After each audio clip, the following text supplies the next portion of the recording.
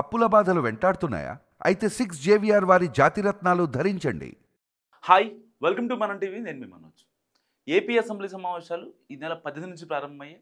కానీ వైసీపీ సభ్యులు మాత్రం సభకు వెళ్ళట్లేదు. ఎందుకు వెళ్ళట్లేదు ఏంటనేది ఇప్పటిదాకా మనం చాలా వీడియోలో చర్చించుకున్నాం. అంతా బాగానే ఉంది. ప్రతిపక్ష హోదా అడిగారు, తర్వాత మైక్ కాల్సన్ సేపు అడిగారు, అంతా బాగానే ఉంది.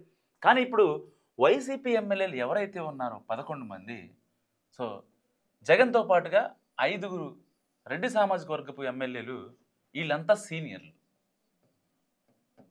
సో ఈ సీనియర్స్ కాకుండా మిగతా 6గురు ఎమ్మెల్యేలు ఎవరైతే ఉన్నారో వీళ్ళంతా ఫ్రెషర్లు. సో ఇప్పుడు ఈ ఎమ్మెల్యేలంతా జగన్మోహన్ రెడ్డి గారిని ప్రెజర్ పెడుతున్న పరిస్థితి. మొన్న 18వ తారీఖు ఎప్పుడైతే ఏపీ అసెంబ్లీ సమావేశాలు స్టార్ట్ అయ్యాయో సరిగ్గా అదే రోజున ఎమ్మెల్యేలతో సమావేశమయ్యారు మాజీ సీఎం జగన్. సో అక్కడ జరిగిన సంభాషణ ఏంటంటే, ఎవరైతే జూనియర్ ఎమ్మెల్యేలు మొత్తం సభకు వెళదామని వినిపించారంట. ఎవరైతే సోకాల్డ్ సీనియర్లు,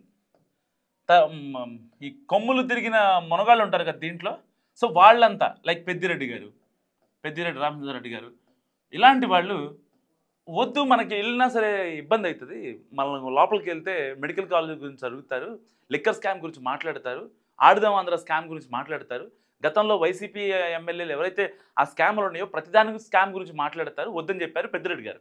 సో బాగానే ఉంది, అయిపోయింది. దాని తర్వాత జగన్మోహన్ రెడ్డి గారు వీళ్ళని వారించే ప్రయత్నం చేశారు. ఎవరైతే ఈ 6గురు ఫ్రెషర్లు ఉన్నారో, కొత్త ఎమ్మెల్యేలు, ఫస్ట్ టైం ఎమ్మెల్యేలు ఎవరైతే ఉన్నారో వాళ్ళందరినీ బుజ్జగించే ప్రయత్నం చేశారు, మాట్లాడే ప్రయత్నం చేశారు. వాళ్ళతో ఒక రకంగా చిన్న వాగ్వాదం కూడా జరిగింది. ఎందుకంటే ఈ 6గురు ఎమ్మెల్యేలు గట్టిగా ఎందుకు పట్టుబడుతున్నారంటే, వీళ్ళంతా కూడా ఫస్ట్ టైం ఎమ్మెల్యేలు.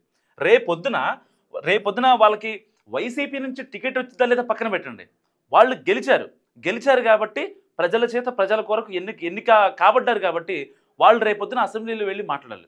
కనీసం ఒకవేళ రేపొద్దున అసెంబ్లీ కాన్స్టిట్యున్సీలో ప్రజలు సామాన్యులు వెళ్ళడం మాట్లాడితే, కనీసం ఈ అసెంబ్లీ కాన్స్టిట్యున్సీలో ఈ నియోజకవర్గంలో ఈ ప్రాబ్లం మీద మాట్లాడాలని చెప్పుకునే దమ్ము ఈ 6గురు ఫస్ట్ టైం ఎమ్మెల్యేలకి ఉండాలి.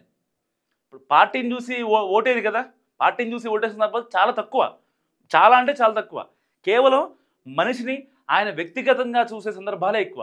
అది ఆయనకున్న పాపులారిటీ కావచ్చు, ఉండే డబ్బు కావచ్చు, సో అన్ని దాని మీద ఆధారపడి ఉంటాయి. అలాంటిది ఈ 6గురు ఎమ్మెల్యేలు ఏమంటారంటే, లేదు మేము ఫస్ట్ టైము ఎమ్మెల్యే అయ్యాము, మాకు సభలో అధ్యక్షానాలను ఉంది, సో వెళితే బాగుంటుంది, ఎందుకంటే ప్రమాణ స్వీకారం చేసిన తర్వాత మనం కనీసం సభకు కూడా వెళ్ళలేదు, అట్లీస్ట్ వెళ్ళి ఒకసారి కనపడొద్దాము అని చెప్పి ఈ 6గురు ఎమ్మెల్యేలు ఎవరైతే ఫ్రెషర్లు ఉన్నారో మాట్లాడింది. దీంట్లో విశాఖ అరకు ఎమ్మెల్యే మత్స్యలింగం కూడా ఒకరు. ఆయన రీసెంట్గా ఒక ప్రకటన చేశారు, వైసీపీ ఎమ్మెల్యే. ఏమని, ఎట్టి పరిస్థితిలో మనం వెళ్లాల్సిందే, లేకపోతే కనుక నేను పార్టీ మారే ఆలోచన కూడా చేస్తాను అన్నట్టుగా ఆయన మాట్లాడిన పరిస్థితి. మళ్ళీ ఏదైతే పార్టీ మారతాను అన్న కాన్సెప్ట్ ఉందో దాన్ని వెనక్కి తీసుకున్న పరిస్థితి అనమాట మత్స్యలింగం, అరకు ఎమ్మెల్యే అయినా. సో ఇన్ని కాన్సిక్వెన్సెస్ మధ్య ఇప్పుడు జగన్మోహన్ రెడ్డి గారు ఈ 6గురు ఎమ్మెల్యేలని బుజ్జగింపులు చేస్తున్నారు. అసలు ఒకవేళ వీళ్ళు వినరా, లేకపోతే పొరపాటున వీళ్ళు కూటమిలోకి జాయిన్ అయిపోతే, ఈ 6గురు ఎమ్మెల్యేలు కనుక కూటమి సర్కార్లోకి వెళ్ళిపోతే పొరపాటును కూడా ఆయనకి లెజిస్లేచర్ హోదా ఉండదన్నమాట, తీసేస్తారు. సో ఇన్ని రీజన్స్లో ఇప్పుడు ఎలాంటి మలుపు తిరుగుతుందో అనేది అర్థం కావట్లేదు. ఎందుకంటే ఇప్పుడు తాజాగా మళ్ళీ ఇవాళ కానీ రేపు కానీ ఈ వైసీపీ ఎమ్మెల్యేలు ఎవరైతే మాట వినని ఎమ్మెల్యే 6గురు ఉన్నారో వాళ్ళతో జగన్మోహన్ రెడ్డి గారు మళ్ళీ మీటింగ్ పెట్టబోతున్నారు. యాక్చువల్గా ఇప్పుడు మరి ఆ నిర్ణయంలో ఎలాంటి కీలక నిర్ణయం తీసుకుంటారో కూడా మనం చూడాల్సి ఉంది. అండ్ ఇంకోటి ఏంటంటే, జగన్మోహన్ రెడ్డి గారు ఈ 6గురిని కట్టడి చేయడం కోసం పెద్దిరెడ్డి రామచంద్రారెడ్డి గారికి అటాక్ చేశారు. ఎందుకు అంటే, సరే నేను ఎలాగూ రాను, సరే మీరు వెళ్దాం అనుకుంటున్నారు కదా, మీరు ఒకవేళ వెళ్తాను అంటే పెద్దిరెడ్డి గారితో వెళ్ళండి, ఇబ్బంది ఏం లేదు, ఆయన సారథ్యంలో వెళ్ళండి అని సభాముఖంగా ఈ ఫస్ట్ టైం గెలిచిన ఎమ్మెల్యేలకి జగన్మోహన్ రెడ్డి గారు చెప్పిన పరిస్థితి. జగన్మోహన్ రెడ్డి గారు చెప్తే వాళ్ళు ఏమంటారంటే, పెద్దిరెడ్డి గారు వస్తే మేము వెళ్ళాం అని అన్నారంట. సో దానికి పెద్దిరెడ్డి గారు ఏమన్నారంటే, వద్దులేండి, ఇప్పుడు వెళ్ళినా కానీ మనల్ని స్కామ్ల గురించి స్కీమ్ల గురించి మాట్లాడతారు, సో అంత ప్రిపేర్డ్గా లేము, ఇలాంటప్పుడు వెళ్ళి అబాస్ పాలవడం కంటే మనం వెళ్లకుండానే న్యాయ పోరాటం బయట చేద్దామని చెప్తున్న పరిస్థితి. సో నిజంగా న్యాయ పోరాటం ఏం చేస్తారు వీళ్ళు? ఏ న్యాయ పోరాటం చేస్తారు? నిజంగా వైసీపీ న్యాయ పోరాటం చేస్తుందా? మిమ్మల్ని గెలిపించారు ప్రజలు, గెలిపించిన తర్వాత న్యాయ పోరాటం ఎక్కడుండి చేయాలా? అసెంబ్లీలో ఉండి చేయాలి. అంతే కదా. మేము అసెంబ్లీకి వచ్చాం, మా ప్రతిపక్ష హోదా లేకపోయినా సరే అసెంబ్లీకి వచ్చాం, మాకు మైక్ ఇవ్వండి, మా నియోజకవర్గ స్థాయిలో ఉన్న కొన్ని సమస్యల గురించి మాట్లాడతాం, అది సభలో మాట్లాడితే అథెంటిక్గా ఉంటుంది కాబట్టి మీరు మాకు మైక్ ఇచ్చి తీరాల్సిందే, ప్రతిపక్ష హోదా పక్కన పెట్టేసిండే, ప్రజలు ముఖ్యం అని చెప్పి అప్పుడు కూటమి ఎరికాటంలో పెట్టే మాటలు మాట్లాడి వాళ్ళ సమస్యల గురించి మాట్లాడుకోవాలి. కానీ మీరు చేసిన స్కీముల గురించి, దొబ్బేసిన ఎరసదనం గురించి, కాజేసిన అడవుల గురించి, తవ్వేసిన మైన్లు గనులు అన్నీ తవ్వేశారు కాబట్టి మీరు రాకుండా ఉండి బట్టకాల్చి మేదేస్తాం, మాతో పాటే ఈ 6 కొత్త ఎమ్మెల్యేలను కూడా ఇబ్బంది పెడతాం అంటే ఎట్లా? నిజంగా పెద్దిరెడ్డి గారు ఆయన వైఖరి మార్చుకోవాలి ఇప్పటికైనా. ఎందుకంటే ఆయన ఇప్పుడు జగన్మోహన్ రెడ్డి వెళ్ళమన్నప్పుడు ఆయన వెళ్ళాలి కదా. ఆయన వెళ్ళకుండా మళ్ళీ పాత స్కీముల గురించి మాట్లాడితే స్కీములు మాట్లాడతారు. మీరు స్కామ్ చేశారు కాబట్టి మాట్లాడతారు. దానికి సమాధానం చెప్పండి మీ దగ్గర ఉంటే. లేదంటే గమని వచ్చేయండి. ఆ ఫస్ట్ టైం ఫ్రెషర్ ఎమ్మెల్యేలకి ఏం తెలుసు? వాళ్ళకేం తెలియదు కదా. వాళ్ళకి సభకు వచ్చే అధ్యక్షానాలు ఉంటుంది.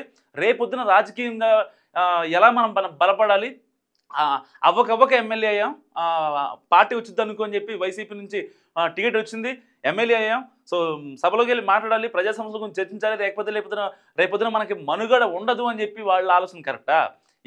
ఇన్నిసార్లు పెద్దిరెడ్డి గారు ఇన్నిసార్లు ఎమ్మెల్యే అంటారు. ఎందుకు సుఖమేముంది? నా బొందా దేనికన్నా సుఖమా? కనీసం మినిమం ఫ్రెషర్ ఎమ్మెల్యేలకి ఉన్న ఆలోచన కూడా నిజంగా పెద్దిరెడ్డి గారికి లేదు. మరి ఎందుకు అసలు ఈ ఎక్స్పీరియన్స్ ఎందుకు, తలకాయ నొప్పి ఎందుకు, అంత ఎందుకు? సో ఇప్పుడు పర్టికులర్గా జగన్మోహన్ రెడ్డి గారు ఈ 6 ఎమ్మెల్యేలు ఎవరైతే ఉన్నారో వాళ్ళని బుజ్జగింపులు ప్రయత్నం చేస్తున్నారు. మరి వాళ్ళు వింటారా వినరా? ఎందుకంటే ఇప్పటికే 3 వైసీపీ చెందిన ఎమ్మెల్సీలు అంతా కూడా కూటమిలోకి జాయిన్ అయిన పరిస్థితి. సో ఇలాంటి నేపథ్యంలో ఇప్పుడు జగన్మోహన్ రెడ్డి గారికి గుండెలో రైళ్లు పరిగెడుతున్నాయి. పొరపాటున 6 కనుక జాయిన్ అయిపోతే ఇక ఆయనకి దిక్కుతోచని పరిస్థితిలో ఉంటుంది. ఇప్పుడు తాడేపల్లి ప్యాలెస్లో ఉన్నారు, రేపొద్దున మళ్ళీ ఎమ్మెల్యేలతో మీటింగ్. వాళ్ళు వింటారా వినరా అనేది ఇప్పుడు చాలా కీలకంగా మారుతుంది. ఎందుకంటే ఒకవేళ వినకపోతే వాళ్ళు వెళ్ళిపోయి టీడీపీలో జాయిన్ అయిపోతారు, ఇంకా దానికి స్కోప్ లేదు.